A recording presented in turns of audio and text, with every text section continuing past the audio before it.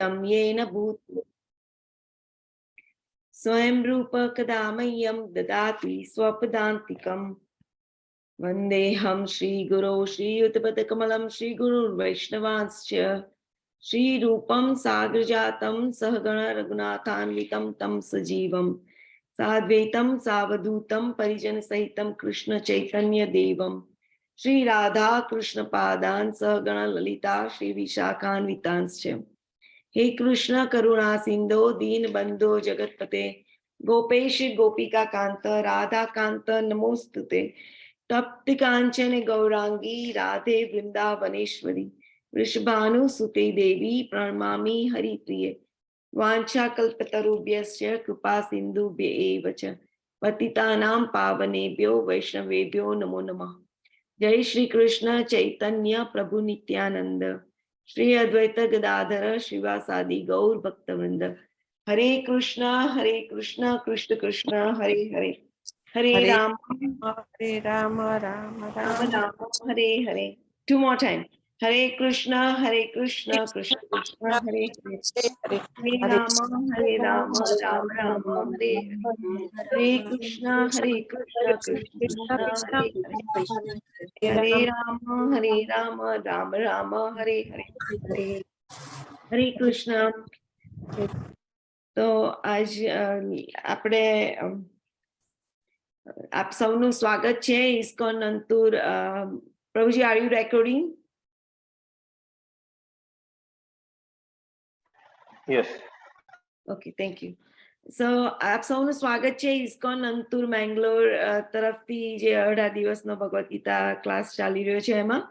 મારું નામ હરિપ્રિયા દેવીદાસી છે અને આપની સેવામાં હું આજે ચેપ્ટર 5 કરવાની છું. તો આજે ચેપ્ટર 5 નું નામ શું છે? બધા આપણી સામે જ છે, કોઈને બોલવું છે? કર્મયોગ. કૃષ્ણ ભાવનાયુક્ત કર્મ. એટલે કૃષ્ણ ભાવનાયુક્ત કર્મ એટલે કર્મયોગ. જેવી રીતે આપણે બધા કર્મ કરીએ છીએ, આપણે લાઈફમાં બધું બહુ કરીએ છીએ, એને કર્મ કહેવાય, રાઈટ? તો જે પણ કંઈ કામ કરીએ એને કેવી રીતે કૃષ્ણ ભાવનામય બનાવવું એ શીખવાડે છે. તો અહીંયા આપણને એક પહેલા અધ્યાયમાં અર્જુનજીને પાછી મૂંઝવણ થઈ ગઈ છે, એની વાત કરી છે કે હું હવે શું કરું, સંન્યાસ લઈ લઉં, ત્યાગ કરી દઉં કે કર્મયોગ કરું, એટલે કૃષ્ણ ભાવનાયુક્ત કર્મ કરું. ભગવાન કહે છે કે કૃષ્ણ ભાવનાયુક્ત કર્મ કરવું બધું છોડી દેવા કરતા સારું છે અને સરળ છે. તો એ 2 થી 6 શ્લોકમાં શીખવાડ્યું છે. પછી 7 થી 16માં નિષ્કામ કર્મ કેવી રીતે કરાય, જેથી બંધનમાંથી મુક્ત થવાય એની વાત કરી છે. અને પછી 17 થી 29માં ભગવાનની ઉપર કેવી રીતે ધ્યાન કરીને મુક્તિ પામવી એની વાત કરી છે. સો તો અર્જુનની જે મૂંઝવણ છે એ મૂંઝવણ અહીંયા પહેલા શ્લોકમાં દેખાડી છે. તો આ કોઈ વાંચશે? યસ, એકતા માતાજી. હરે કૃષ્ણ. હરે કૃષ્ણ. સંન્યાસમ કર્મણામ કૃષ્ણ પુનર્યોગમ ચ સંસસી યચ્છેયંત એતયોરલોકેમ તન્મે બ્રહ્મેષુ નિશ્ચિતમ. હરે કૃષ્ણ. હરે કૃષ્ણ. અનુવાદ વાંચી. હા. અર્જુને કહ્યું, હે કૃષ્ણ, આપે પહેલા મને કર્મનો ત્યાગ કરવા કહ્યું અને પછી ભક્તિપૂર્વક કર્મ કરવાનો આદેશ આપો છો. હવે આપ કૃપા કરીને નિશ્ચિત રૂપે મને કહેશો કે આ બંનેમાંથી કયું વધારે કલ્યાણકારી છે. હરે કૃષ્ણ. હરે કૃષ્ણ. તો અર્જુનજીની જે મૂંઝવણ છે એની વાત કરી છે અને અહીંયા ફરીથી યત શ્રેય એટલે શ્રેય. શ્રેયનો મિનિંગ શું થાય?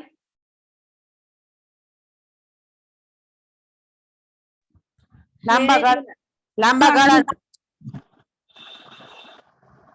ફરીથી બોલો. લાંબા ગાળાનો લાભ.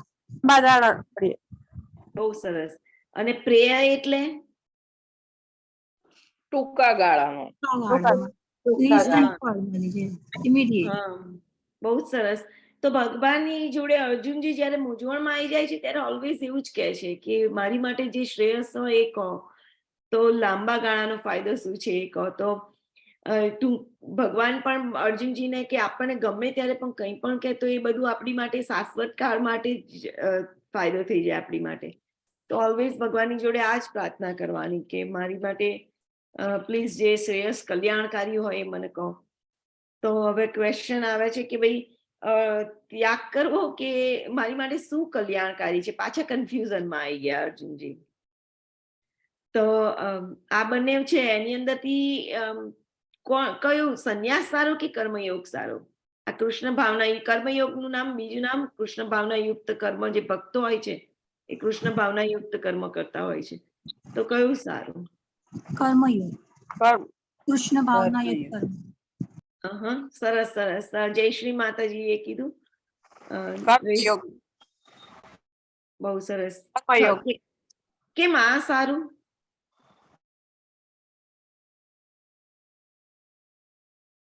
કેમ ભક્તિ યોગ સારો એટલે કર્મયોગ સારો?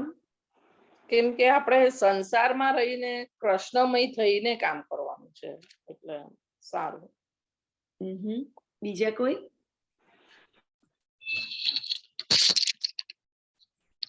આપણે બીજાને પણ ભક્તિમાં જોડી શકીએ છીએ. બહુ સરસ. એટલે અહીંયા જે છે સાધુ છે એ સંન્યાસ પણ સારો કહેવાય, પણ આ વધારે ઉત્તમ કહેવાય. કેમ કે બીજાને, પોતે તો ભગવાનની ભક્તિમાં લાગેલો છે, બીજાને પણ લગાડી રહ્યો છે. તો ભગવદ ગીતાનું ને બધાનું વિતરણ કરી રહ્યા છે, right? So let's go to second Shloka. Yes Hiral માતાજી. હરે કૃષ્ણ. હરે કૃષ્ણ. સંન્યાસઃ કર્મયોગેશ્ચ નિશ્રેય સંસ્કાર ઉભો તયોસ્તુ કર્મ સંન્યાસા સાત્કર્મ યોગો વિશિષ્યતે. પુરુષોત્તમ પરમેશ્વરે ઉત્તર આપતા કહ્યું, મુક્તિ માટે કર્મનો ત્યાગ અને ભક્તિયુક્ત કર્મ બંને ઉત્તમ છે, પરંતુ આ બંને પૈકી કર્મના પરિત્યાગ કરતા ભક્તિયુક્ત કર્મ શ્રેષ્ઠ છે. હરે કૃષ્ણ. હરે કૃષ્ણ. તો અહીંયા જે આપણે બંને વસ્તુ છે, કર્મનો ત્યાગ અને સંન્યાસ, એ સંન્યાસ અને કર્મયોગ એ બંને સારું છે, બંને મુક્તિ અપાવે. પણ ભક્તિયુક્ત કર્મ વધારે શ્રેષ્ઠ છે, કેમ કે પોતાનો તો ઉદ્ધાર કરે છે, બીજાનો કરે છે. તો અહીંયા પ્રભુપાદ છે, તો પ્રભુપાદ વૃંદાવનમાં ઇન્ડિયામાં બેસીને ભક્તિ કરી શકત ને. 70 વર્ષની ઉંમરે અહીંયા આવવાની ક્યાં જરૂર હતી? પણ એમણે બીજાને ભક્તિ મળે, બીજાને કાનાનો પ્રેમ મળે, એની માટે એટલી ઉંમરે પણ માલવાહક જહાજમાં બેસી આવેલા હતા. અને ત્યાં એમના 2 હાર્ટ એટેક પણ આવી ગયેલા હતા તો શિપમાં. તો એ લોકો એટલું ત્યાગ કરવા અને એ લોકો શ્રમ કરવા, એટલી મહેનત કરવા માટે, બીજાના કલ્યાણ માટે રેડી હોય છે એ લોકો. તો એ વધારે શ્રેષ્ઠ છે, ભગવાન કહે છે. અને શ્રી ભગવાન વાંચે એના 6 ઐશ્વર્યો યાદ છે? કોઈને કોઈ રિપીટ કરશે?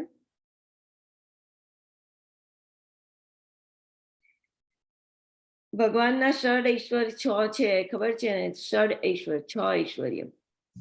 જેમ કે ભગવાન, એમનું સુંદરતા, સમૃદ્ધિ, ખ્યાતિ, ત્યાગ, જ્ઞાન, શક્તિ અને જ્ઞાન અને વૈરાગ્ય ને. ત્યાગ એટલે વૈરાગ્ય આવી ગયું. બરોબર છે. સરસ સરસ. આ બધું જ એનામાં સંપૂર્ણ માત્રામાં હોય, સંપૂર્ણ માત્રામાં હોય, થોડું નહીં, અને બધું જવું જોઈએ, એને ભગવાન કહી શકાય. બરોબર.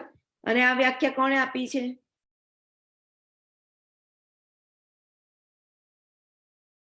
વ્યાસદેવના પિતાજી પરાશર મુનિજીએ. પરફેક્ટ. બહુ સરસ. ઓકે. તો અહીંયા હવે ક્વેશ્ચન છે કે માનવ સેવા સારી કે માધવ સેવા સારી? કોણ બોલે છે? કોને હાથ રેસ કરો. તમારું શું કહેવું છે? હિરલ માતાજી, ગો અહેડ. માનવ સેવા. માનવ સેવા સારી. ઓકે. બીજા કોઈ? માધવ સેવા. માધવ સેવા એકતા માતાજી બોલ્યા. ઓકે. અલકા માતાજી?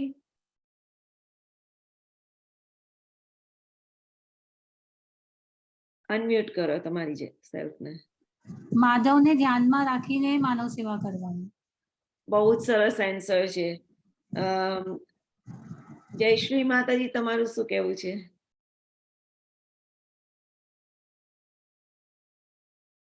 અનમ્યુટ કરો.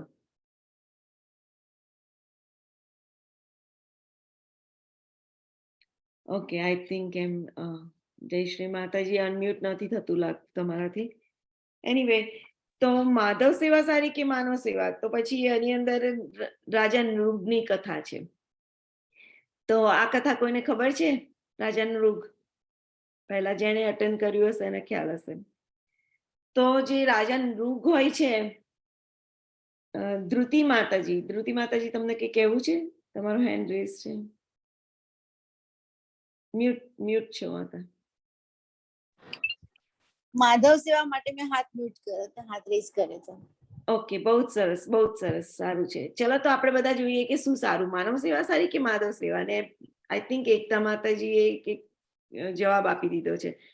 તો અહીંયા આગળ જોઈએ કે નૃગ રાજા હોય છે. તો આ જે ગરોળી હોય છે ને, નૃગ રાજા હોય છે. તો દ્વારકામાં એક દિવસે બધા બાળકો હોય છે, બહાર રમવા જાય છે. તો બહુ તરસ લાગે છે. તો કુવા પાસે જાય છે. તો કુવામાં તો પાણી હોતું નથી, પણ મોટી ગરોળી હોય છે. તો ગરોળીને જોઈ અને પછી એ પાછા મહેલમાં જાય છે અને કાનાને બોલાવે છે કે જો યદુકુળના બાળકો હોય છે. તો કાનાને બોલાવે છે. તો કાનો આવીને પછી હાથ લાંબો કરીને ગરોળીને બહાર કાઢે છે. તો એ જે ગરોળી હોય છે એક દેવ પુરુષ થઈ જાય છે. એટલે એનું દેવ પુરુષમાં પરિવર્તન થઈ જાય છે. તો પછી ભગવાન પૂછે છે કે તું કોણ છે? તો એ કહે છે કે હું પહેલાના જન્મમાં રાજા નૃગ હતો અને મને બહુ દાન કરતો હતો. તો મેં એક દિવસે એક બ્રાહ્મણને, એટલે દરરોજ ગાયોનું દાન કરે, તો બ્રાહ્મણને દાન કર્યું ગાયોનું. તો એમાંથી બહુ બધી ગાયોનું દાન કર્યું અને પાછી ગાયોને સોનાનું બધું ઘરેણાને બધું પહેરાઈને દાન કરે. આટલું બધું દાન કરે. તો બધું ગાયોનું દાન કર્યું, પણ એમાંથી એક ગાય પાછી આવી ગઈ.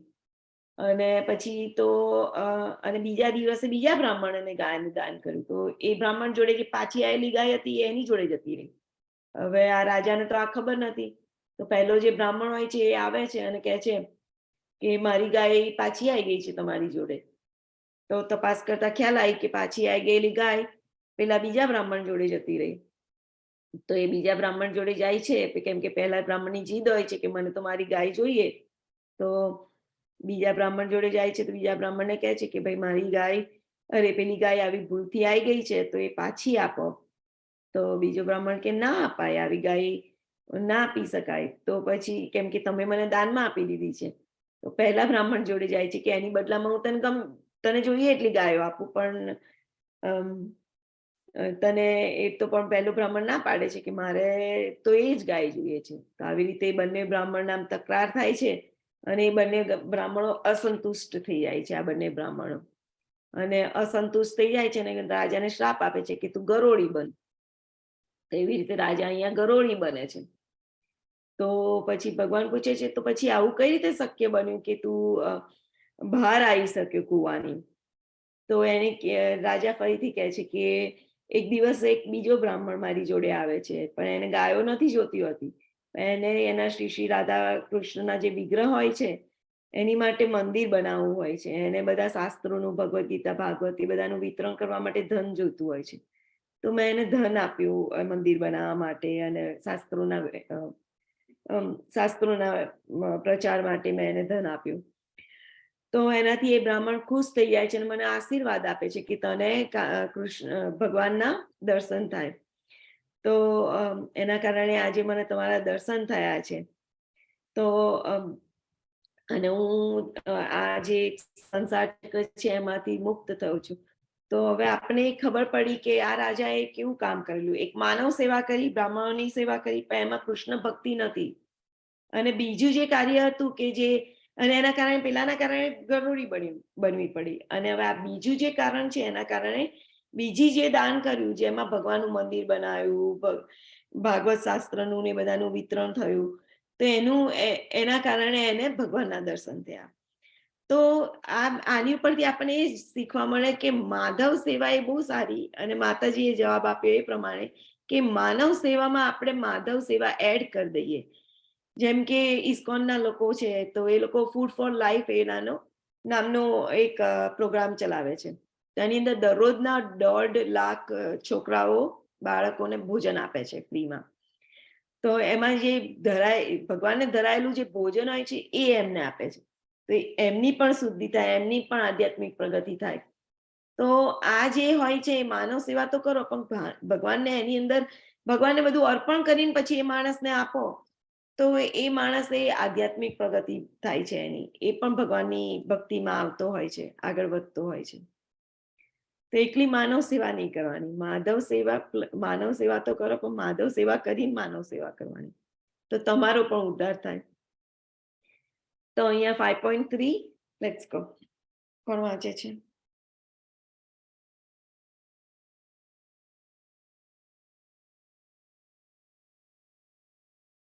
ઓકે, તો હું જ વાંચી લઉં. જ્ઞેય સ નિત્ય સંન્યાસી યો ન દ્વેષ્ટિ ન કાંક્ષતિ નિર્દ્વંદ્વો હિ મહાબાહો સુખમ બંધાત પ્રમુચ્યતે. હિરલ માતાજી, યસ, અનુવાદ વાંચો. જે મનુષ્ય ન તો કર્મફળનો તિરસ્કાર કરે છે અને ન કર્મની એક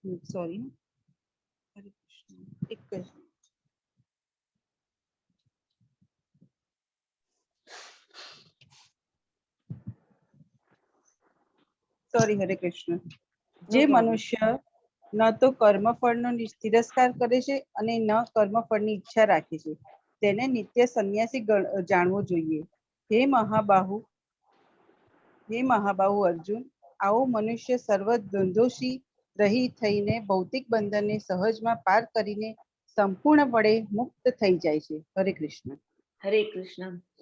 તો જે મનુષ્ય હોય છે એ કર્મફળની ઈચ્છા રાખતો નથી, કંઈ પણ કામ કરે એની ઈચ્છા ના રાખે, અને જો મળી જાય તેનો ત્યાગ પણ ના કરે, તો શું થાય? એ માણસનું એ દ્વંદ્વોથી મુક્ત થઈ જાય. અને એ કયા દ્વંદ્વો કોને કહેવાય? તો સુખ દુઃખ, લાભ હાનિ, ઠંડી ગરમી, આ બધા દ્વંદ્વો છે, બરોબર?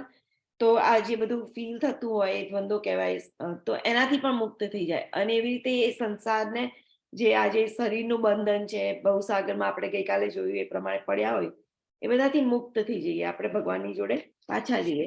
સુખમ બંધાત પ્રમુચ્યતે, એનો મિનિંગ એવું થાય, સંપૂર્ણપણે મુક્ત થઈ જાય છે. સો 5.6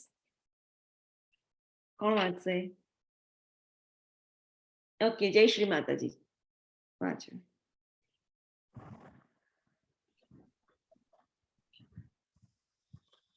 આઈ થિંક જય શ્રી માતાજીનું સંન્યાસસ્તુ મહાબાહો દુઃખમાપ્નો યોગતઃ યોગયુક્તો મુનિર્બ્રહ્મ ન ચિરેણાસ્તિ ગચ્છતિ. ભગવત ભક્તિમાં જોડાયા વિના કેવળ સમગ્ર કર્મનો પરિત્યાગ કરવા માત્રથી કોઈ મનુષ્ય સુખી થઈ શકતો નથી, પરંતુ ભક્તિમય સેવામાં પોરવાયેલો વિચારશીલ મનુષ્ય પરમેશ્વરને તરત જ પ્રાપ્ત કરે છે. હરે કૃષ્ણ. થેન્ક યુ માતાજી. સો અહીંયા શેની વાત કરી છે? આ જે યોગી કહેવાય કે બાબાજી કહેવાય, કે જેને બધું છોડી દીધું છે, એમનો પહેરવેશ એ ટાઈપનો છે, એમણે બધું છોડી દીધું છે. આ માણસ સારો કે આ જે ભક્તો છે એ જેમણે અમુક જે બ્રહ્મચારીના સંન્યાસી હોય છે એમણે પણ બધું ત્યાગ કર્યો હોય છે, પણ એમની લાઈફને કૃષ્ણ ભક્તિના પ્રચારમાં, એમની સેવામાં લગાડેલા છે. જ્યારે હમણે એવી રીતે પ્રેક્ટિકલ લગાડ્યું નથી કશું. તો આ બંનેમાંથી કયો માણસ સુખી વધારે લાગે તમને? સંઘમાં છે એ. ઓકે, કેમ કે એ માણસ હંમેશા કૃષ્ણ ભક્તિની સેવામાં એનું મન લાગેલું હોય છે, અને પોતાનો તો ઉદ્ધાર કરે છે, બીજાનો પણ ઉદ્ધાર કરે છે, રાઈટ? તો આ બંનેમાં આ ભક્તો શ્રેષ્ઠ છે. જેમ કે પહેલી પણ સ્લાઇડ આપણે જોઈ લીધી, તો જે આપણે પણ ગૃહસ્થ લાઈફમાં છીએ, આપણે પણ બધી જ વસ્તુ છોડી નથી દેવાની, પણ કાનાને બધું સેન્ટરમાં રાખીને કરવાનું છે. દેટ મીન્સ કાનાને બધી વસ્તુમાં એડ કરવાનો છે. કાનાને પહેલા ઓફર કરવાનું, પછી જ વાપરવાની બધી વસ્તુ, અને એ પણ બીજાને આપીએ તો ડબલ આનંદ થઈ જાય, અને એ પરમેશ્વરને તરત જ પ્રાપ્ત કરે છે. આ ભગવાનના શબ્દો છે. એટલે ભગવાન અહીંયા વચનો આપી રહ્યા છે કે કેમ કે ભગવાને કીધેલું કદી અસત્ય હોય નહીં, એટલે તો એ તરત જ ભગવાનને પ્રાપ્ત કરી જાય છે. આ લોકો ફાસ્ટ ભગવાનને મેળવી લેશે. ચલો 7. યસ કમલ. માતાજી હું બોલું? કોમલ હું બોલું માતાજી? Yes yes. યોગયુક્તો વિશુદ્ધાત્મા વિજિતાત્મા જીતેન્દ્રિય સર્વભૂતાત્મા ભૂતાત્મા કુર્વર અપી ન લિપ્યતે. જે મનુષ્ય ભક્તિ ભાવે કર્મ કરે છે, જે વિશુદ્ધ આત્મા છે અને જે પોતાના મન તથા ઇન્દ્રિયોને વશમાં રાખી શકે છે, તે સૌને પ્રિય હોય છે અને બધા જીવો તેને પ્રિય હોય છે. એવો મનુષ્ય હંમેશા કાર્યરત રહેતો હોવા છતાં કદાપી લિપ્ત થતો નથી. હરે કૃષ્ણ માતાજી. હરે કૃષ્ણ. તો જે મનુષ્ય અહીંયા આ પિક્ચર દેખાડ્યું છે, તો આ જે ભક્ત છે એ બીજાને પણ પ્રસાદનું વિતરણ કરે છે અને એવી રીતે એની બધી સેન્સીસ, એની બધી ઇન્દ્રિયો ભગવાનની સેવામાં લાગેલી છે. એટલે એને સેપરેટ ટ્રાય કરવો નથી પડતો કે એના મનને આમ લગાડવાનું. પણ એ શું કરે છે કે તમે પ્રેક્ટિકલ રીતે જો ભગવાનની બધી સેવામાં લગાડી દો, જેમ કે ઘણા બધા ભક્તો લાગેલા છે, નામનિષ્ઠ પ્રભુ, એવા બીજા બ્રહ્મચારીઓ, આ જે કાર્ય થઈ રહ્યું છે અત્યારે, ભગવદ્ ગીતાનું પ્રચલન થઈ રહ્યું છે, તો એની અંદર બધા લાગેલા રહે છે અને એવી રીતે એમને સેપરેટ ટ્રાય નથી કરવો પડતો કે એમની ઇન્દ્રિયોને વશ કરો અને ભગવાનમાં લગાડો. નો, પ્રેક્ટિકલ રીતે એ લોકો ભગવાનની સેવા કરતા હોય છે, ભક્તોની સેવા કરતા હોય છે. એવી રીતે આવા બધા જીવોને ઓટોમેટિક એ લોકો ઇન્દ્રિયોને વશમાં રાખી શકે છે. મન એમને એફર્ટ કરવી પડતી નથી હોતી. તો એ પોતાનો ઉદ્ધાર કરે છે અને પછી બીજાનો ઉદ્ધાર કરે છે, કેમ કે એને બીજાની દયા આવતી હોય છે કે જ્યારે તમે ભક્તિ કરો ત્યારે તમને રિયલાઇઝ થાય કે ના, આ જ સર્વશ્રેષ્ઠ કાર્ય છે, તો હું બીજાને પણ એમાં લગાડું, બીજાને પણ ભગવાનની જોડે ક્લોઝ લાવવામાં હેલ્પ કરું. તો એવી રીતે એને બધા ગમતા હોય છે, બધાને પ્રિય હોય છે અને બધાને તે પ્રિય હોય છે. અને એ કોઈ દિવસ હંમેશા એ ભગવાનની સેવામાં લાગતો હોવાથી કદાપી કોઈ પણ વસ્તુમાં લિપ્ત થતો નથી, કશામાં આસક્તિ લખ્યું છે, સચ અ મેન ઇઝ નેવર એન્ટેંગલ. કોઈ પણ કામમાં, કોઈ પણ કાર્યમાં બંધાતો નથી. તો હવે આ શ્લોક વાંચો કોઈ. 5.10. યસ, કોમલ માતાજી.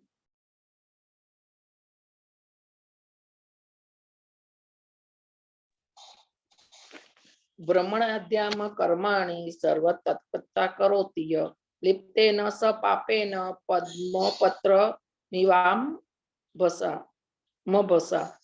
હે મનુષ્યો, જે મનુષ્ય કર્મફળ પરમેશ્વરને સમર્પિત કરીને આસક્તિ રહિત થઈને પોતાનું કર્તવ્ય કર્મ કરે છે, જે તેમ કમળપત્ર જળથી અસ્પર્શ રહે છે, તેમ પાપ કર્મોથી અલિપ્ત રહે છે. હરે કૃષ્ણ. હરે કૃષ્ણ. તો અહીંયા કમળનું ફૂલ દેખાડ્યું છે, તો એ પાણીમાં રહે છે. કમળ પાણીમાં ઉગે છે, પણ પાણીને ટચ કરતું નથી. તો જેવી રીતે આપણે ભગવાનને બધું અર્પણ કરી દઈએ, ભગવાનને અર્પણ કરીને આપણે ગ્રહણ કરીએ કે બીજાને આપીએ, તો શું થાય કે એનાથી ભગવાન બધા એ વસ્તુમાં રહેલા પાપ હોય ને બધા લઈ લે અને પછી એ વસ્તુ આપણે ગ્રહણ કરીએ તો આપણને પણ એમાંથી આસક્તિ જતી રહે એ વસ્તુમાંથી. તો આવી રીતે જેમ કે આપણે પહેલા કીધું એ પ્રમાણે કે કંઈ પણ લાવો ઘરમાં, કશું પણ લાવો, કંઈ પણ બાય કરો, તમે કઈ સાડી બાય કરો, છોકરા માટે ટોય બાય કરો, કશું પણ હોય, છોકરાને પણ નાનપણથી શીખવાડવાનું કે ભગવાનને આપ, તો એનામાં એ વૃત્તિ આવશે કે ના, હું ભગવાનનો સેવક છું. એનામાં એ અભિમાન નહીં આવી જાય અને પછી એ યુઝ કરશે. એટલે એને ખબર છે કે મારાથી ઉપર કોઈ છે. તો એવી જે ભાવના ક્રિએટ થાય નાનપણથી જ, અને આપણે પણ હવે પણ કરી શકીએ. તો બધું અર્પણ કરીને યુઝ કરવાથી આપણે એ વસ્તુમાં લિપ્ત થતા નથી, એના પાપ કર્મમાં લિપ્ત નથી થતા. ભગવાન લઈ લે છે બધું અને આસક્તિ પણ છૂટી જાય છે એમાંથી. ઓકે, 11. યસ, હિરલ માતાજી. બીજા બધાને પણ હોલ્ડ ઓન માતાજી. કોમલ માતાજી પણ હેન્ડ રેઝ કરે છે. બીજા કોઈને વાંચવું છે? કોઈ નવા લોકોને? હું રીડ કરું. હા, કરો વર્ષા માતાજી, ગો હેડ. કાયેન મનસા બુદ્ધિયા કેવલ્યે ઇન્દ્રિયે અપી યોગિની કર્મ પૂર્વંત સંગમ ત્યક્તવા આત્મા શુદ્ધયે. યોગીજનો અનાસક્ત થઈને શરીર, મન, બુદ્ધિ અને ઇન્દ્રિયો દ્વારા પણ કેવળ આત્મશુદ્ધિના હેતુ માટે કર્મ કરે છે. ઓકે, તો જે યોગી હોય છે, જે ભક્ત હોય છે, એ લોકો જો આ યોગીના હૃદયમાં ભગવાન દેખાય છે. આ પોતે તો કરે છે ને બીજાને પણ કરાવડાવે છે. તો આ જે પોતે કરે છે, પોતે તો શુદ્ધિ થઈ ગઈ છે અને બીજાને પણ કરાવે છે આ જે ભક્તિનો પ્રચાર, એ તો બીજા લોકોની પણ આત્મશુદ્ધિ થાય છે. તો એના બધા જે કામો હોય છે, એ એનું શરીર, એનું મન, એની બુદ્ધિ, ઇન્દ્રિયો, એ બધું જ ભગવાનના, એમાં એ લોકો કશી પણ વસ્તુમાં આસક્ત થતા નથી. અને એના કંઈ પણ જે કામ હોય એ બધા ભગવાનને પ્રસન્ન કરવા માટે કરતા હોય છે. તો એની શુદ્ધિ થાય છે અને બીજાની પણ શુદ્ધિ થાય છે. જેમ કે પ્રભુપાદે કરી આપણા બધાની શુદ્ધિ. તો લેટ્સ ગો 12.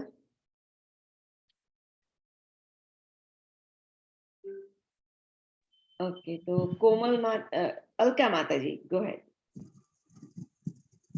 युक्त कर्म फलं त्यक्त्वा शान्तिमाप्नोति नैष्ठिकम् युक्त काम कारेण फले शक्तो दिव्यते.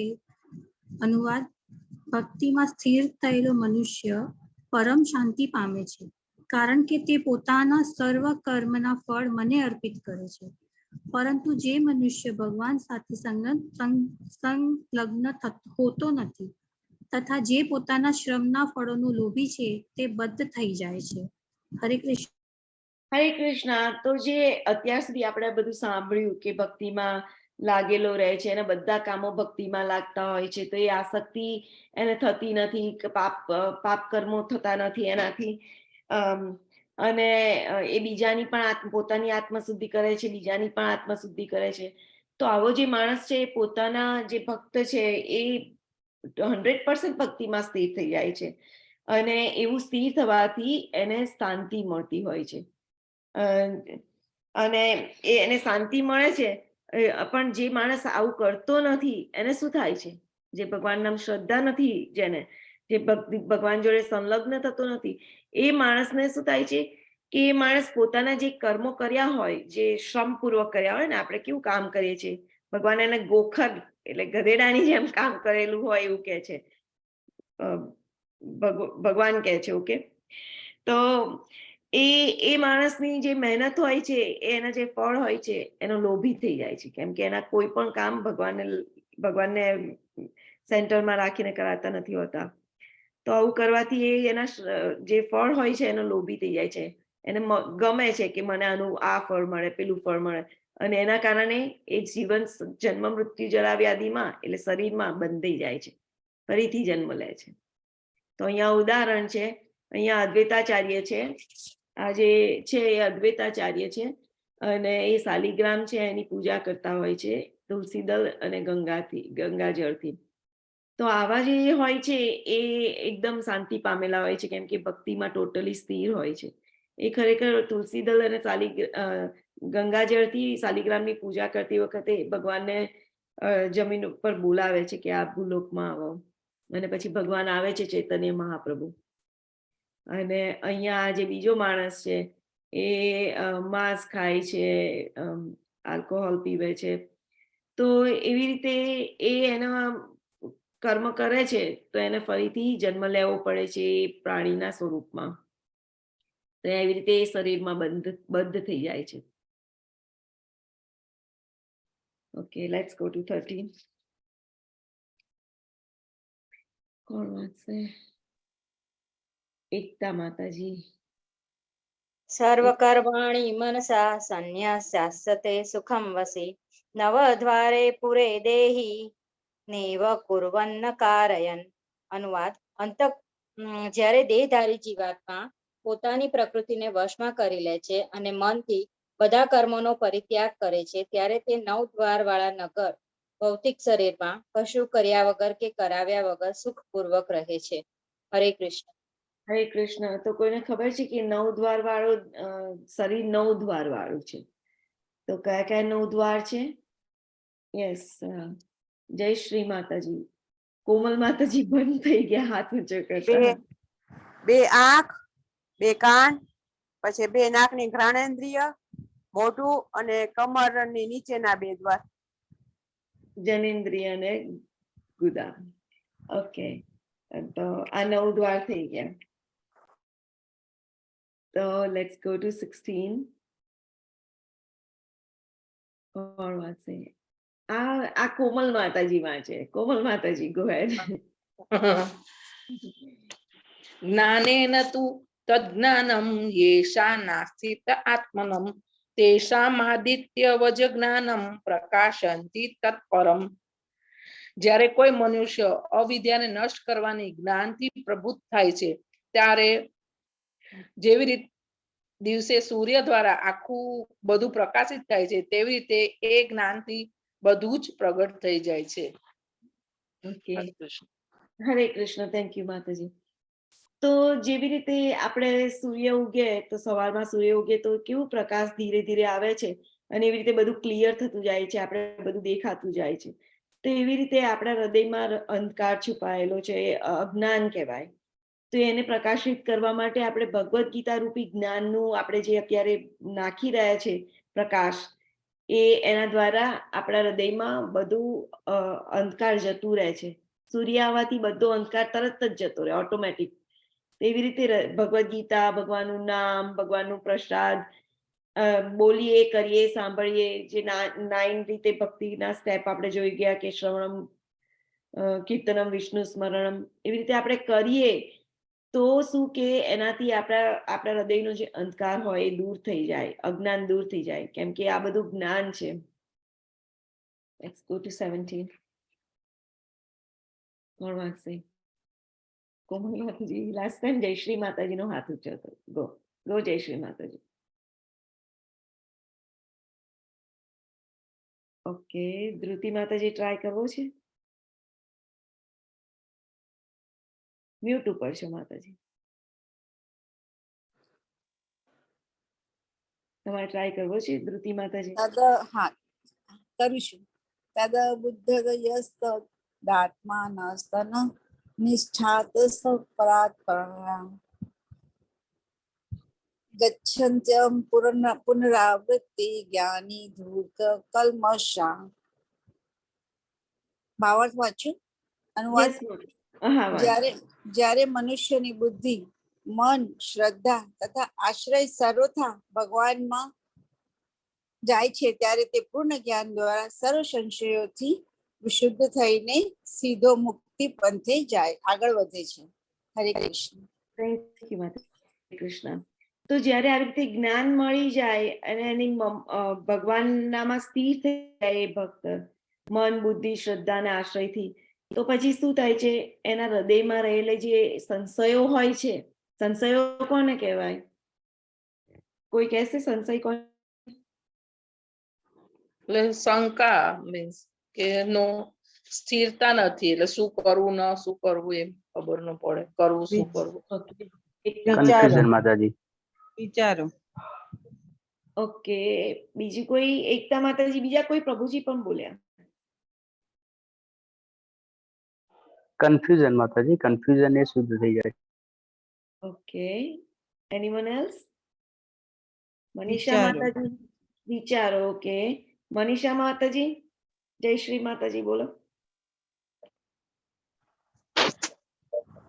હું ભગવાનનો જ છું ઈ એક નિશ્ચય, અને ભગવાન આમ કરે છે કે તેમ કરે છે કે ઈ બધો આપણો સંશય થાય, શંકા થાય. ઘણા લોકો કહેતા હોય છે ને કે ભગવાન ક્યાં છે, ક્યાં દેખાય છે? તો આવા જે લોકો હોય છે કોઈ દિવસ આધ્યાત્મિક પ્રગતિ કરતા હોતા નથી. એ આ પાછા જીવન મરણના ચક્રમાં આવતા જ રહે છે.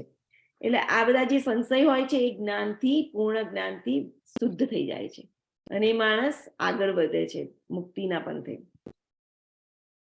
તો ભક્તિમાં જે સ્થિર હોય છે, એટલે આપણે ધીરે ધીરે ધીરે ધીરે કરીને, આપણે જો ભક્તિમાં નથી તો લાગી જવાનું, ધીરે ધીરે શરૂઆત કરી દેવાની.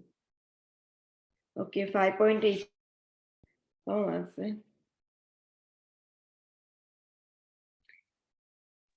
યસ, એકતા માતાજી, ગો.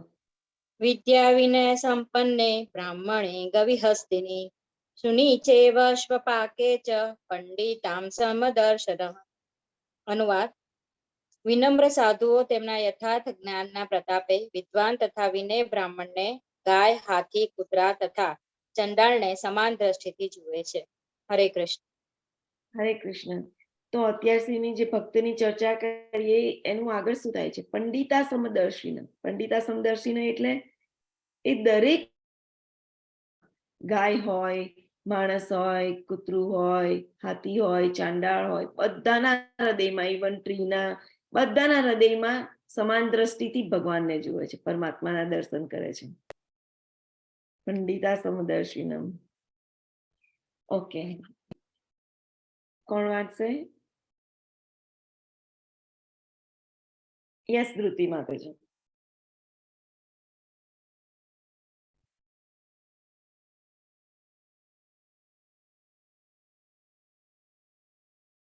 તમે છો માતાજી?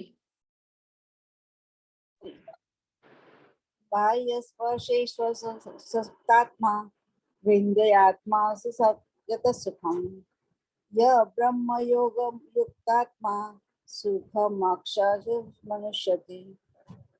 આવો જીવન મુક્ત પુરુષ ભૌતિક ઇન્દ્રિય સુખ પ્રતિ આકૃષ્ટ થતો નથી, પરંતુ હર હંમેશ સમાધિમાં નિમગ્ન રહીને પોતાની અંદર જ આનંદનો અનુભવ કરે છે. એ રીતે આત્મ સાક્ષાત્કાર પામેલો પુરુષ પરબ્રહ્મમાં એકાગ્ર હોવાને કારણે અનંત સુખ ભોગવે છે. તો જે આજે જીવન, હરે કૃષ્ણ માતાજી, થેન્ક યુ. આજે જીવન, હરે કૃષ્ણ માતાજી. તો આજે જીવન મુક્ત માણસ છે, ભક્ત છે, કે જે આ બધામાં અત્યાર સુધીની આપણે ચર્ચા કરી ગયા કે બધાના ભગવાનના દર્શન કરે છે અને શાંતિ હોય છે. એ શું હવે શું થાય છે એની જોડે કે કોઈ પણ ઇન્દ્રિય સુખ હોય ને, ઇન્દ્રિય એટલે ખબર છે ને કઈ કઈ ઇન્દ્રિયો? આંખ, નાક, કાન, મોં, સ્પર્શેન્દ્રિય, જીભ, એ બધું. તો એનાથી આકૃષ્ટ થતું નથી કે મારે આ કરી લેવું છે, કરી લેવું છે. એ બધું આવું ભક્ત નથી હોતું. ભક્ત ભગવાનની ભક્તિમાં સ્થિર હોય છે, ભગવાનને બધું અર્પણ કરીને વાપરતો હોય છે, બીજાને પ્રચાર હોય છે, પોતાનું કલ્યાણ કરતો, બીજાનું કલ્યાણ કરતો હોય છે. એને શાંતિ હોય છે, એને કોઈ આસક્તિ હોતી નથી, એ બધાનામાં ભગવાન જોવે છે. તો આવો જે ભક્ત હોય છે એ કશી પણ ઇન્દ્રિય સુખથી આકૃષ્ટ થતો નથી. હવે આગળ ભગવાન એવું કહે છે. અને એનાથી શું થાય છે? ઓલવેઝ ભગવાનની સમાધિમાં મગ્ન રહે છે. કેમ મગ્ન રહે? કેમ આવા લોકો ભગવાનની સમાધિમાં મગ્ન રહે? કેમ કે પોતાની અંદર ભગવાનનો જે પેલો આનંદ આવે, કેમ કે તમે ભગવાનનું કંઈ પણ કરો તો તમને પણ સામે રેસિપ્રોકેટ કરે, એટલે ભગવાન આદાન પ્રદાન કરે, પ્રેમનું પ્રદાન કરે. અહીંયા જે પ્રભુપાદના જે ડિસાઇપલ હતા, જે યંગ હતા ત્યારથી જોઈન થયા છે ઇસ્કોનમાં બધા અહીંના અમેરિકનો, તો હજી પણ એ લોકો કેટલા 60-70-75 વર્ષના થયા, તો પણ એ લોકો આટલા વર્ષોથી યંગ હતા ત્યારથી અત્યાર સુધીમાં ભક્તિમાં લાગેલા છે. તો એક રીઝન હોય ને કે કેમ લાગેલા છે એ લોકો, કેમ કે એમને એક પ્રેમ મળે છે, એ ભગવાનનો આનંદ મળે છે. તો જ્યારે પણ આપણે કંઈક કરીએ આપણને પણ એક જુદો આનંદ મળતો હોય. એ આત્માનો ખોરાક છે. ભક્તિ એ આત્માનો ખોરાક છે અને એનો સ્વભાવ છે. નથી કીધું જીવે સ્વરૂપ હોય કૃષ્ણ નિત્યદાસ, તો આપણા જીવનું સ્વરૂપ છે, એટલે એને એમાં જ આનંદ, એમાં જ સંતોષ મળે, એમાં જ પૂર્ણ આનંદ મળે. બીજું જ લાઈફમાં કશી વસ્તુ નથી કરી શકતું આત્માને. તો આવો જે ભગવાનમાં હર હંમેશ રહે છે એને સમાધિ કહેવાય, કે એના મનમાં ભગવાન જ હોય છે. એને બહારથી કોઈ ઇન્દ્રિય તૃપ્તિ માટે કશું પણ આપે ને તો એનાથી મોહિત થતો નથી, એ માયામાં પડતો નથી અને આવી રીતે અનંત સુખ ભોગવે છે. તો અહીંયા હરિદાસ ઠાકોર છે, આ એમનું ઉદાહરણ છે. તો હરિદાસ ઠાકોર દિવસની 192 માળા કરતા હતા. આપણે ગઈકાલે જ કહી દીધું, હરે નામ હરે કૃષ્ણ મહામંત્રની. તો એના માટે 22 કલાક થાય. તો એવી રીતે માળા કરતા હોય છે. ત્યારે એક ગણિક આવે છે, આ જે લેડી આવે છે એનું નામ હીરા લાખા હોય છે. તો એ એમની જોડે સંગ કરવા માંગતી હોય છે. એમ રામચંદ્ર ખાન નામના એક માણસ હોય છે, એને મોકલી હોય છે એમની ભક્તિને ડિસ્ટર્બ કરવા માટે. તો પછી આ જે હરિદાસ ઠાકોર જોડે આવે છે અને કહે છે કે એમના વખાણ કરે છે, પછી કહે છે કે મારે તમારી જોડે સંગ કરવો છે. તો હરિદાસ ઠાકોર કે મેં આ સંકલ્પ કર્યો છે માળા કરવાનો, એ હું કરી લઉં, ત્યાં સુધી તું અહીંયા બેસ બહાર, અને પછી હું તને જે ઈચ્છા હોય એને તૃપ્ત કરીશ. તો એ તો આખો દિવસ, કેમ કે આટલી બધી માળા આખો દિવસ લેતા હોય છે ભગવાનનું નામ, તો એમાં લાગેલા હોય છે. પેલી દરરોજ રાત્રે આવે છે, આજે રાત્રે આવે છે, અને ભગવાનનું નામ તો હરિદાસ ઠાકોર મોટેથી લેતા હોય છે, સાંભળતા હોય છે. તો એ જોડે જોડે ગણિકા પણ સાંભળતી હોય છે. પછી એવી રીતે એક રાત થઈ જાય છે, પણ હરિદાસ ઠાકોર તો બિઝી જ હોય છે ભગવાનના નામમાં. સમાધિ કીધું ને, સમાધિમાં આનંદમાં. તો પછી એ જાય છે ઘરે અને પછી ફરીથી બીજા દિવસ આવે છે અને પછી હરિદાસ ઠાકોરને કહે છે કે મારે તમારી જોડે સંગ કરવો છે. હરિદાસ ઠાકોર કહે કે મારે ભગવાનનું નામ લઈ લઉં, પછી હું તમે તારી ઈચ્છા પૂર્ણ કરું. તો બીજા દિવસે તો પણ આ જે ગણિકા હોય છે એ બહાર બેઠી હોય છે, તો એને ભગવાનનું આ જે શુદ્ધ ભક્તો નામ લે તો એમાં એને પણ ધીરે ધીરે રુચિ લાગવાની શરૂ થઈ હોય છે. તો એવી રીતે બીજી રાત પણ જતી રહે છે. તો હવે ત્રીજો દિવસ આવે છે, તો ત્રીજા દિવસે જે ગણિકા હોય છે એ તો કહે છે કે મને તમારી જોડે સંગ કરવો છે. તો પાછું હરિદાસ ઠાકોર કહે છે કે આજે તો હું તને ચોક્કસ તારી તૃપ્ત કરીશ. તો પછી ભગવાન એક તો એમના કામમાં લાગી જાય છે ભગવાનનું નામ લેવામાં, અને ગણિકા બહાર બેઠી બેઠી સાંભળતી હોય છે. તો પછી એનામાં પણ ભગવત પ્રેમ ઉત્પન્ન થાય છે અને એને પણ ભગવાનનું નામ લેવું હોય છે. પછી એને પસ્તાવો થાય છે અને હરિદાસ ઠાકોરના ચરણે પડી જાય છે અને કહે છે કે મને તમારા શિષ્ય બનવું છે, તમે મારા ગુરુ બનવા તૈયાર થાવ. પછી હરિદાસ ઠાકોર કહે છે કે ઓકે, તો અત્યાર સુધી જે પણ કંઈ પાપ પ્રવૃત્તિથી આ બધું ભેગું કર્યું હોય ધન, એ બધું બધામાં વહેંચી કાઢ, બ્રાહ્મણોમાં બધામાં, અને પછી તું શુદ્ધ થઈ અને અહીંયા આવી. અને હરિદાસ ઠાકોર કહે છે કે તારી શુદ્ધિ માટે જ મેં અત્યારે આટલા, હું તો જતો રહેવાનો હતો, પણ તારી શુદ્ધિ માટે મેં વેઇટ કરી, તું આવી એટલે. તો એટલે એવી રીતે એ પાછી આવે છે ત્યારે એને આપે છે કે હવે તું હરિનામ લે, તુલસી માતાની સામે બેસીને મારી જેમ હરિનામ લે, હરે કૃષ્ણ મહામંત્રનો જપ કર. તો ગણિકા પણ એવી રીતે ચાલુ કરી દે છે હરે કૃષ્ણ મહામંત્રનો જપ, અને હરિદાસ ઠાકોર ત્યાંથી જતા રહે છે. એને એ ઝૂંપડી આપી અને બીજે જતા રહે છે. તો એ પછી ભગવાનની ઉપર જ ટોટલી નિર્ભર થઈ જાય છે હરિદાસ ઠાકોરની જેમ. કશું પણ બીજી પ્રવૃત્તિ કરતી નથી, એ ખાલી ભગવાનનું નામ, પોતાને સ્વચ્છ કરે, ભગવાનનું નામ લે, અને જે મળે એ ખાય, નહીતર ભૂખી પણ રહે. એવી રીતે ભગવાનનું નામ લેતી હોય છે. તો ગામના બધાને ખબર પડે છે, પછી એ પણ એને ખાવા પીવાની બધી વ્યવસ્થા કરતા હોય છે, અને આવી રીતે ગણિકાનો ઉદ્ધાર થઈ જાય છે. તો જે ભગવાનના ભક્ત હોય છે ઇન્દ્રિય તૃપ્તિમાં લાગતા નથી, ગણિકા આવી તો પણ એમાં ના લાગ્યા. એ તો ભગવાનની જે આનંદ હોય છે એમાં જ બેસી ગયા, એમાં જ સમાધિમાં લીન થયા. તો એવી રીતે જે ભક્તિ કરતા હોય છે, કૃષ્ણ ભક્તિ કરતા હોય છે, એને અનેરો આનંદ મળતો હોય છે, પછી દુનિયાના બીજી ઇન્દ્રિય તૃપ્તિમાં લાગતા હોતા નથી.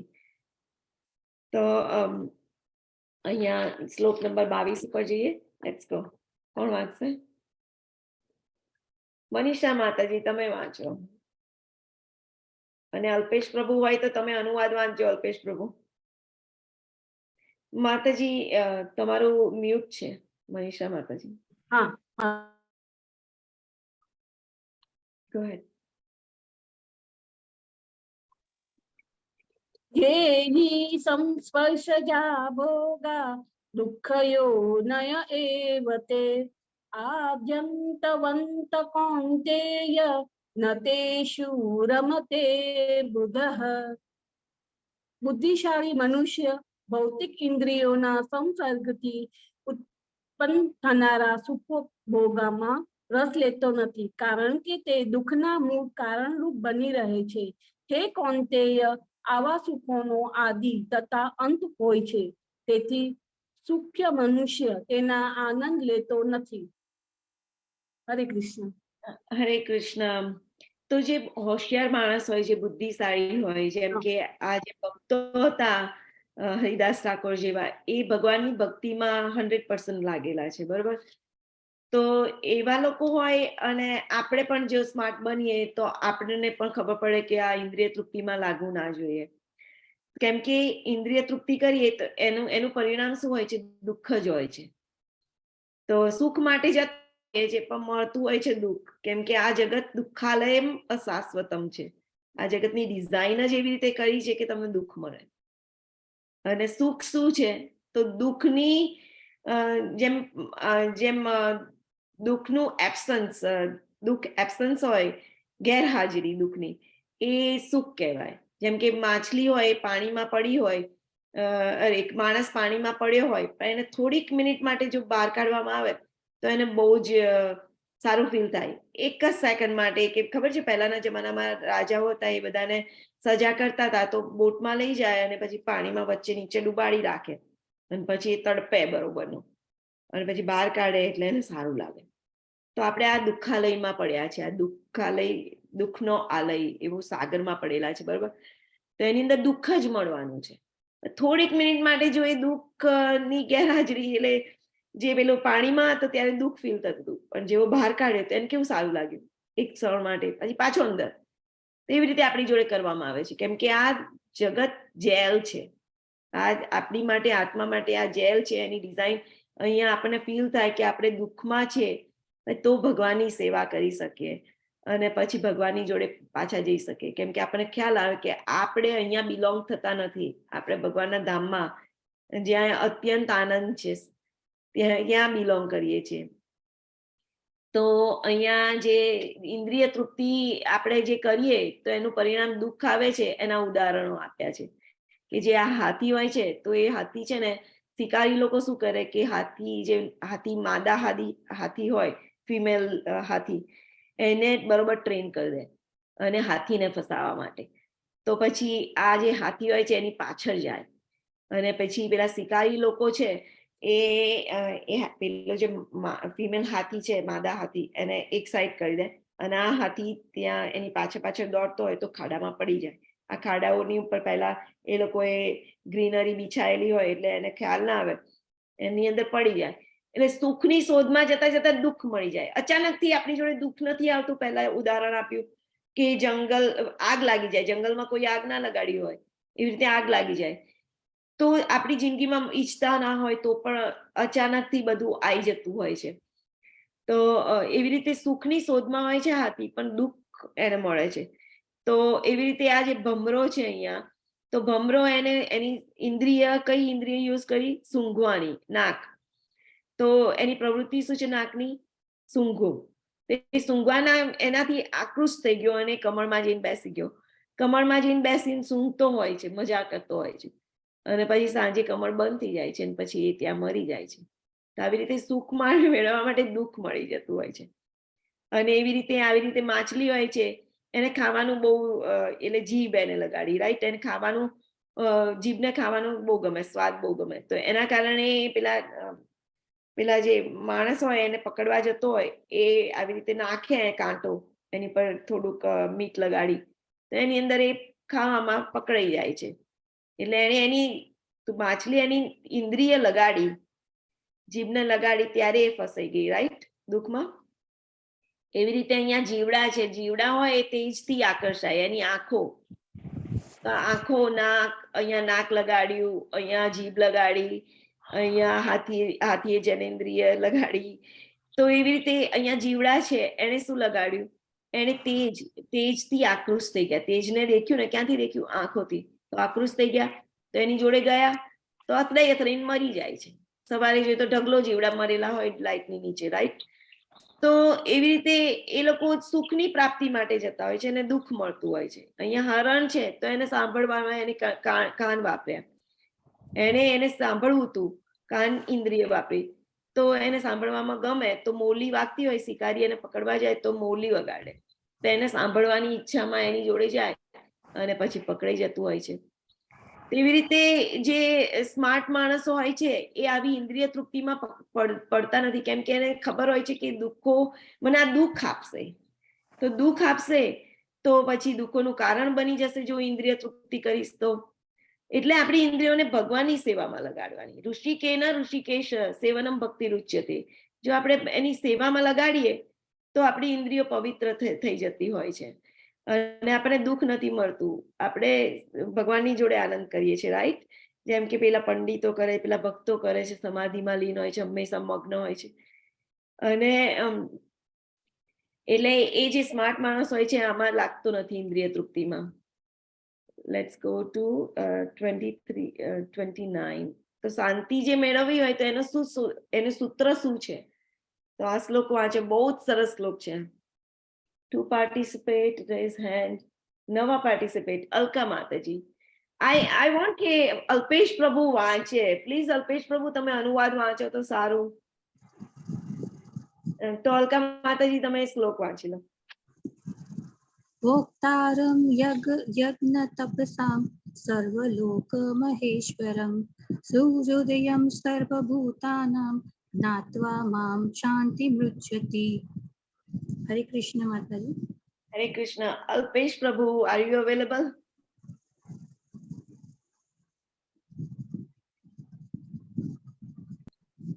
ઓકે, આઈ થિંક એ નથી અવેલેબલ. પણ કોના કોના રેઝ હેન્ડ છે? બાપુજી પ્લીઝ તમે વાંચો અનુવાદ.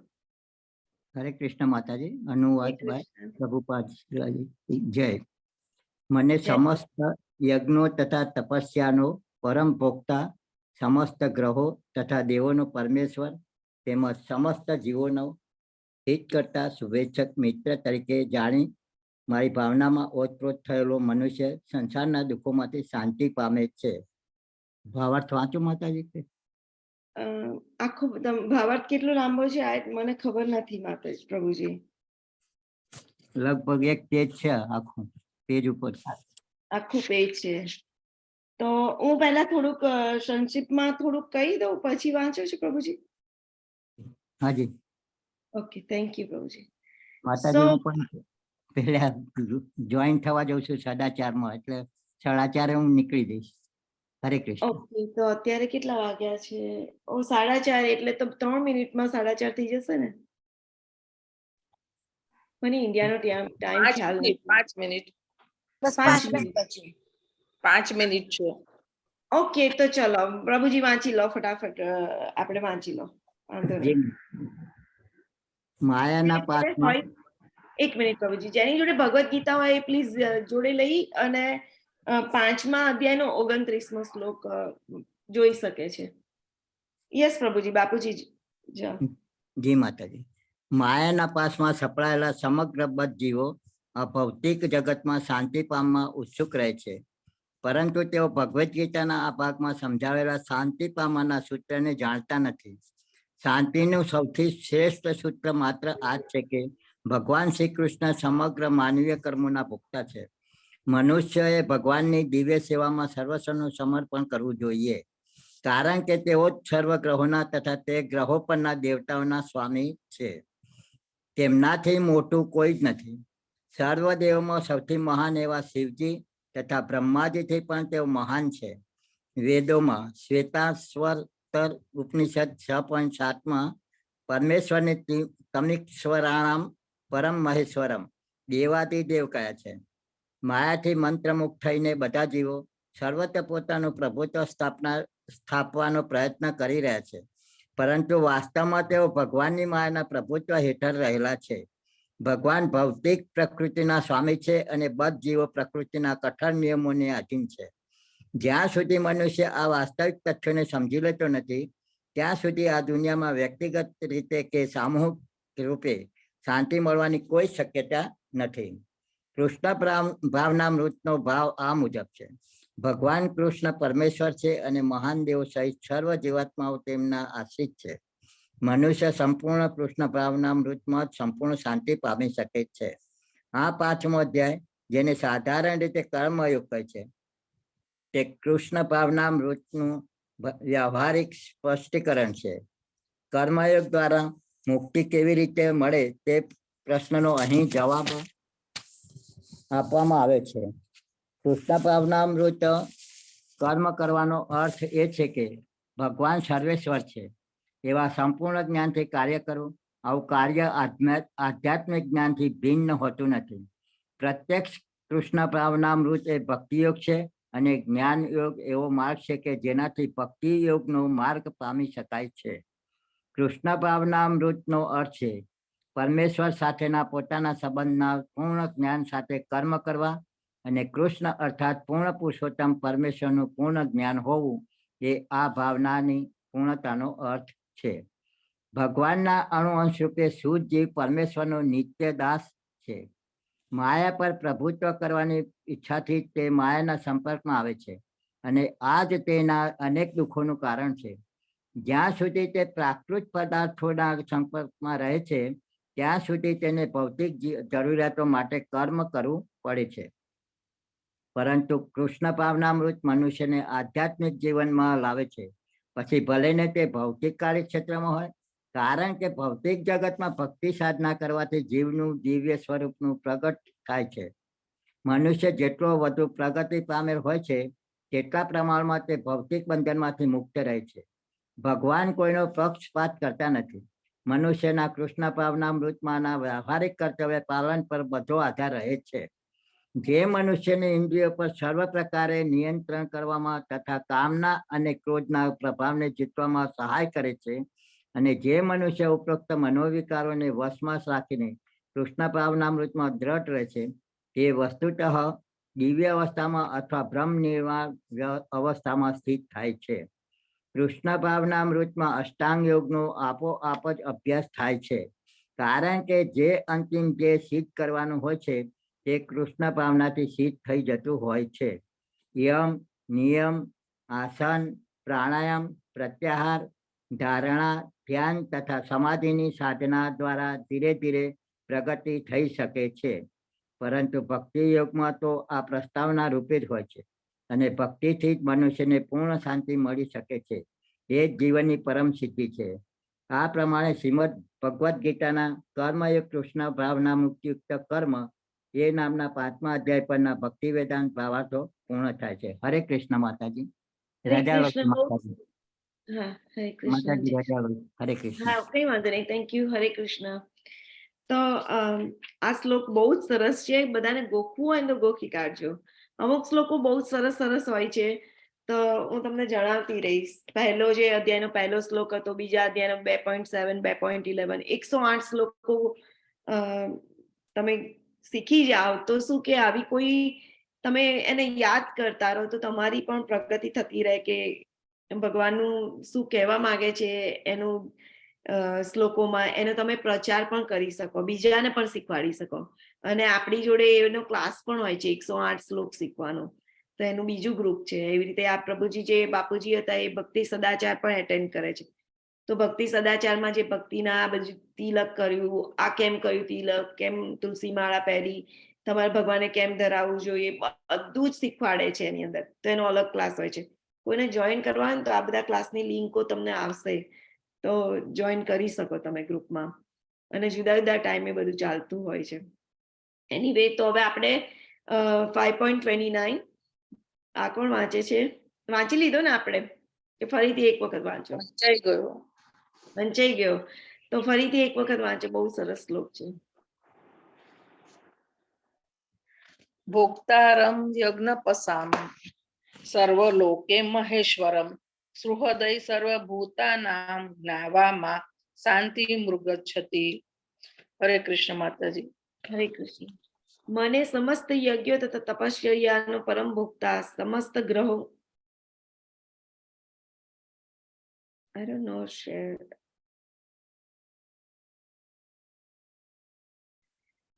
પ્રભુજી, મને શેર સ્ક્રીન કરવાનું મારું સ્ટોપ થઈ ગયું છે પ્રભુજી. રીટ્રાય કરો ને માતાજી, થઈ જશે. Okay, guide. ઓકે. મને સમસ્ત યજ્ઞ તથા તપશ્ચર્યાનો પરમ ભોક્તા, સમસ્ત ગ્રહો તથા દેવોનો પરમેશ્વર તેમજ સમસ્ત જીવોનો હિત કરતા શુભેચ્છક મિત્ર તરીકે જાણી મારી ભાવનામાં ઓતપ્રોત થયેલો મનુષ્ય સંસારના દુઃખોમાંથી શાંતિ પામે છે. જો આપણે પેલા દુઃખોમાં હતા ને એમાંથી શાંતિ જોતી હોય ને, આપણે નથી કહેતા કે મરી જાય પછી કહેતા હોય છે કે એની આત્માને શાંતિ મળે, તો જીવતા હોય ત્યારે શાંતિ લઈ લેવાની. કેવી રીતે લેવાની? સોરી.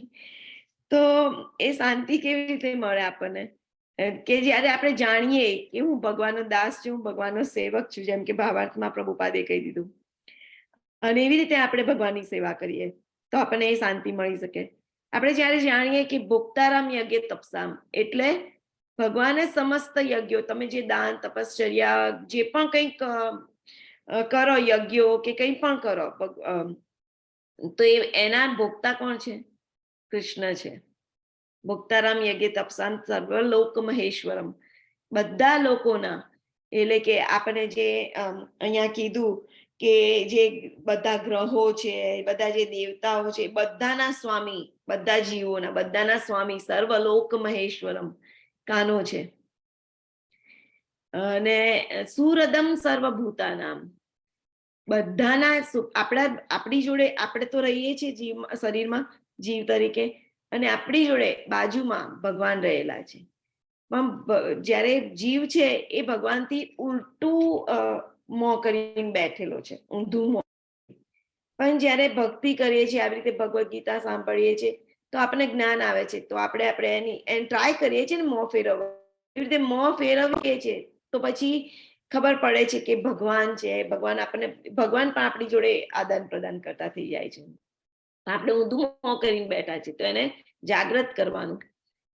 તો પછી એ ભક્તિ કરીને જાગૃત થાય. ભગવાનનું હરિનામ હરે કૃષ્ણમાં મંત્ર લો તો ઓટોમેટિક બધું ચાલુ થઈ જશે. તો એ આપણા હૃદયમાં બેઠેલા છે, સુહૃદ સર્વભૂતાનામ. કઈ રીતે? કેમ કે બધાના શુભેચ્છક છે, બધાના શુભેચ્છક મિત્ર છે. સૌથી સારો મિત્ર દુનિયામાં આપણે જોવા જઈએ તો એ કાનો છે. બીકોઝ એ તમારી ઈચ્છા પ્રમાણે તમે જુદા જુદા બોડી લો છો, રાઈટ? તમે પીગ એટલે કે ભૂંડનું શરીર લો, તમે કીડીનું શરીર લો, તમે જે વિસ્તા હોય એની અંદર જે પેલું અળસિયું હોય એનું શરીર લો, કોઈ પણ શરીર ના લો, એ તમારી જોડે આવે છે તમારા શુભેચ્છક તરીકે. એ કશું કરતા નથી, એ તમને જોઈ રહ્યા છે કે આ મારી સામે જોવે, એ મને ઓળખે કે મારો એની જોડે શું સંબંધ છે. તો એવી રીતે દુનિયામાં કોઈ તમારી જોડે આવતું નથી. તમે શરીર છોડો ત્યારે આ નથી કહેતા એકલા જવાનું છે, પણ ભગવાન તમારી જોડે આવે છે. અહીંયા કહે છે ને સુરદર સર્વભૂતાનામ, સૌના શુભેચ્છક, દરેક જીવના, સમસ્ત જીવના. એમાં બધા જીવો આવી ગયા, વનસ્પતિ આવી ગઈ, જીવડા આવી ગયા, જળચર આવી ગયા, આપણે આવી ગયા, બધું જ આવી ગયા, બધા જ જે આપણે દેખાતા નથી, બેક્ટેરિયા, એ બધામાં આવી ગયા. તો એમાં ભગવાન રહેલા છે એ જીવની જોડે, એના મિત્ર તરીકે. તો આવી ભાવનામાં જો આપણે ઓતપ્રોત રહીએ કે ભગવાનની સેવા કરવાની છે, બધાની શરૂઆત કરી દઈએ, તો જેમ પેલો પંડિત હતો, જે ભક્તો હતા, એ કેવી રીતે એમની લાઈફને લગાડી ભગવાનની સેવામાં, એવી રીતે આપણે ગૃહસ્થીમાં પણ લગાડી શકીએ. ઘણા બધા ગૃહસ્થી, જેમ કે ભક્તિ વિનોદ ઠાકોર ને બધા ઘણા બધા ગૃહસ્થી હતા, જનક રાજા, એવી રીતે બધાને લાગેલા હતા ભક્તિમાં. તો પછી સંસારના દુઃખોમાંથી શાંતિ મળે છે, નીકળી જવાય છે. તો આવી રીતે આપણે આજનું સેશન એન્ડ કરીએ છીએ. પણ આપણે દેખાડી દઉં કે શું થાય છે, કે આજે ભગવાનના મિત્રો છે એ આનંદ લઈ રહ્યા છે ભગવાનની જોડે. અને આજે ભોક્તારામ યજ્ઞ તપસામ છે, સર્વલોક મહેશ્વરમ. તો આજે મહાવિષ્ણુ છે, એમનું નામ છે કારણોદક્ષાઈ વિષ્ણુ. અને એમનામાંથી એ શ્વાસ બહાર કાઢે છે ત્યારે આ બધા જ અસંખ્ય બ્રહ્માંડો દરેક શરીરના છિદ્રમાંથી બહાર નીકળે છે, દરેક રોમકૂપમાંથી અસંખ્ય બ્રહ્માંડો બહાર નીકળે છે. ભગવાનનું સ્વરૂપ કેટલું મોટું હોય છે, મહાવિષ્ણુ છે. એમનું બીજું નામ કારણોદક્ષાઈ વિષ્ણુ. તો ગોલોક ચાર્ટમાં આપણે એ બધું જોઈશું. લેટ્સ સી આપણી જોડે ટાઈમ છે કે નહીં.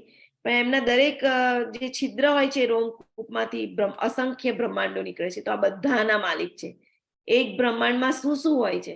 તો આપણું જે આ એક બ્રહ્માંડ છે એની અંદર શું છે? 14 લોક કે છે ને, આ એક જ બ્રહ્માંડમાં આવેલા છે. તો અહીંયા કેટલા બધા બ્રહ્માંડો છે જુઓ. આની અંદર બધામાં જુદા જુદા બ્રહ્માજી હોય છે.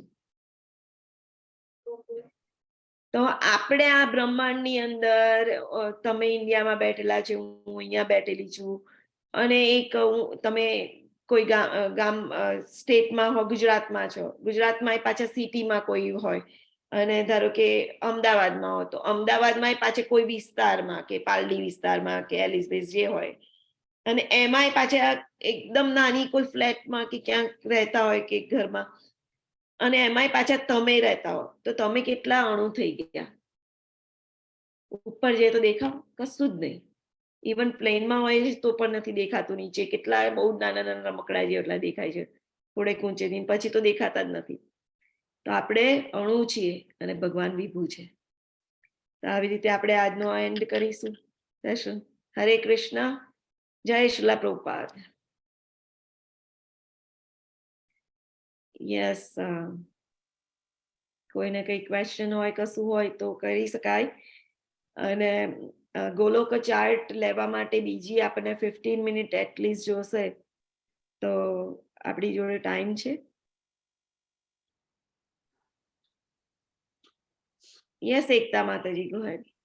મારે એક પ્રશ્ન હતો કે આપણે જે અત્યારે વાત કરી માધવ સેવા અને માનવ સેવા, તેમાં હવે તમે કોઈ સંસ્થામાં જોડાયેલા હોય અને માનવ સેવા કરતા હોય, તો એ માનવ સેવા એટલે ભક્તિ બી હોય જ, પણ એટલી તમે ના કરી શકો.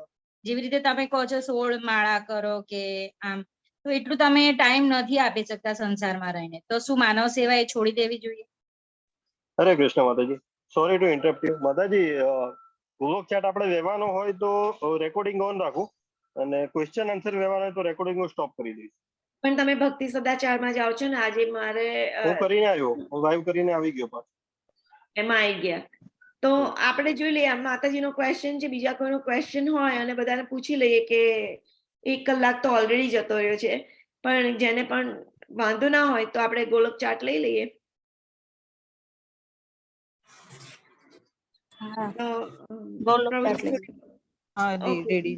માતાજીનો જલ્દી ક્વેશ્ચન નો આન્સર કરું. પ્રભુજી બેર વિથ મી. તો એકતા માતાજી, તમે કીધું કે આપણે માધવ સેવા તો કરી ના શકીએ, તો માનવ સેવા કરી શકાય. પણ માધવ સેવા કરવી હોય તો તમે માનવ સેવાની જોડે માધવ સેવા કરી શકો. ધારો કે તમે, આઈ ડોન્ટ નો તમે કઈ માનવ સેવાની વાત કરો છો, એ એક્સપ્લેન કરશો થોડું, કહેશો મને? એટલે અહીંયા એક સંસ્થા છે, એ સંસ્થામાં જોડાયેલા છે અમે, તો ત્યાં અમે ટાઈમ આપીએ છીએ રીતે. તો એ ત્યાં ટાઈમ હોય પ્લસ ઘરનું બી જોવાનું હોય, એટલે એ રીતે કેવું વધારે માધવ સેવા નથી થતી. તો શું માનવ સેવા છોડીને એકલું એ કરીએ એમ? Just 1 second, Jignesh Prabhu. Yeah, I stop it. Stop right.